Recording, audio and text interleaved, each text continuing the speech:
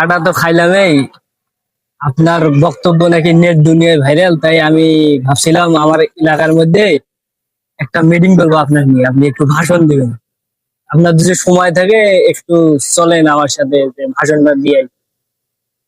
এত রিকোয়েস্ট করলে চলো একটা ভাষণ দিয়ে আসি। স্যার চলেন, গেলে ভালোই হবে স্যার। চলো, সময় হাতে খুব কম।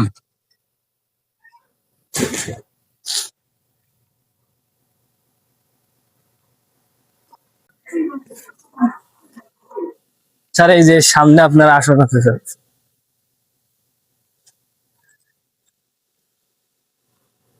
স্যার এই যে কি রে, কি বসনা? তুই আমাকে আগেই ডাকলি, তোর লোকজন কই?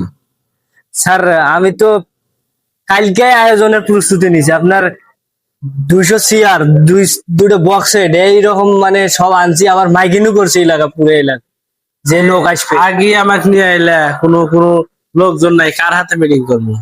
ছাড়া বসেন দেখি, একটু বসেন দেখি, কি মনে হয় কিছুক্ষণের মধ্যে সবাই আসবে।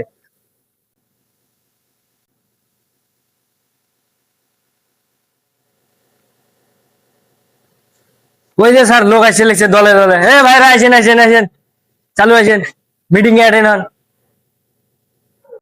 তো তুমি চেয়ার গুলি কথা, আমি ওই ভদ্রলোকের সাথে একটু কথা কয়ে আসি।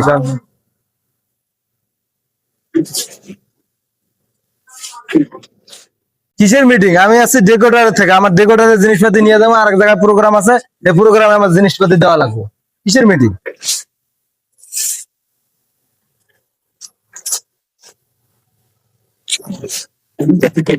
হেৎ, তোর এত বড় সাহস, আমাকে একবার ইজ্জতটা পাঞ্চার করে ফেলালি। এই তুই জানাস, ফেসবুক, টিকটক, ইউটিউব আমার লক্ষ লক্ষ ফলোয়ার, হ্যাঁ বলি সময় দেওয়ার সময় নাই।